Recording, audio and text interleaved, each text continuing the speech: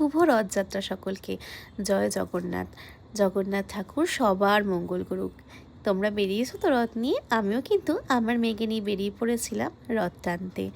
এই দিনটা কিন্তু বাচ্চাদের জন্য প্রচণ্ড আনন্দের। এতদিন বাড়িতে বসে ভাবতাম যে সেই ছোটোবেলার দিনগুলো আবার কবে ফিরে পাবো। আর আমার ছোট্ট মেয়ের জন্য কিন্তু আমি ছোটোবেলার দিনগুলো আবার ফিরে পেয়েছি নতুন করে।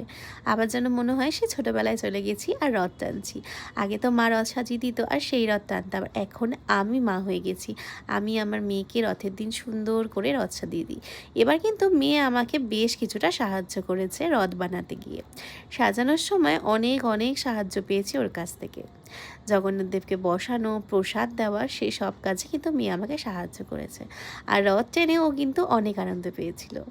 আজকে তো দেখতেই পাচ্ছ কী পরিমাণে বৃষ্টি হয়েছে। এই বৃষ্টির জন্য কিন্তু আমরা ঠিক করে রথটা নিয়ে বেশিক্ষণ ঘোরাতেও পারিনি। রাস্তায় অনেকটাই জল জমেছিল আর এদিক ওদিক গর্তে যেন রথটা নিয়ে যেতে খুবই অসুবিধা হচ্ছিল। তো যাই হোক, এর মধ্যে কিন্তু আমরা রথ নিয়ে বেশ কিছুটা ঘুরেছিলাম, সবাইকে প্রসাদ দিয়েছিলাম। আর এই দেখো আমাদের রথ। তোমরা জানিও যে রথটা কেমন বানানো হয়েছে। আমার কিন্তু খুব পছন্দ হয়েছে। বেশি বড় রথ আমি কিনিনি, কারণ আমার মেয়ে খুবই ছোট, ও অত বড় রথ সামলাতে পারবে না। সেই জন্য ওর সাইজ অনুযায়ী কিন্তু রথটাও ছোটোই করা হয়েছে। আর এখানে দেখো কত রথ। আমরা চলে গেছিলাম আমাদের বাড়ির কাছেই, আমাদের পাড়াতেই একটা জায়গায়, যেখানে কিন্তু প্রতি বছর কম্পিটিশন হয় রথের।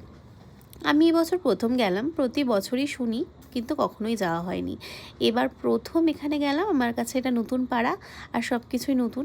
তো এখানে এসে দেখলাম অনেক বাচ্চারা নিয়ে এসেছে তাদের রথ। প্রত্যেকটা রথই খুব সুন্দর হয়েছিল। তার মধ্যে বেশ কিছু রথ ছিল অপূর্ব।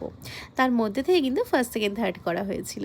আর বাড়িতে এসেই দেখো পাঁপড় ভাজা শুরু করে দিয়েছি। পাঁপড় ছাড়া আজকের দিনটা যেন একদমই কাটে না, তাই পাঁপড় তো ভাজতেই হবে। যদিও ওইখানে গিয়ে আমরা অনেক কিছুই খেয়েছিলাম, ঘুগনি, লুচি, তার সাথে ছিল অনেক রকমের টিফিন। আর আমার মেয়েও পেয়েছিল একটা সুন্দর প্রাইজ। তা বাড়ি এসে বসে পড়লাম সবাই পাঁপড় খেতে, কারণ পাঁপড় না খেলে কিন্তু যতই যা খেয়ে নিই আজকের দিনটা চলে না। সাথে জিলিপিটাও দরকার ছিল, কিন্তু জিলিপিটা আর খাওয়া হয়নি, আমিত্তিটা খাওয়া হয়েছিল। তো এইভাবেই পাঁপড়গুলো সব ভেজে নিচ্ছিলাম। আর আমার কিন্তু সাবু পাঁপড় প্রচণ্ডভাবে প্রিয়, সেই জন্য আমি ওইটা আমার জন্য একটু বেশি করেই ভাজি।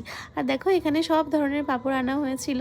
আর এর সাথে কিন্তু বড় বড় মাধুরী পাঁপড় ছিল, যেগুলো আমরা কিন্তু প্রচণ্ডভাবে পছন্দ করি রথের দিন। ওটা ছাড়া একদমই চলে না। তো তোমাদের রথযাত্রা কেমন কাটলো অবশ্যই আমাকে জানিও। আর আমার ভিডিওগুলো তোমাদের কেমন লাগছে সেটা তোমরা কিন্তু অবশ্যই আমাকে জানাবে। টাটা সকলকে।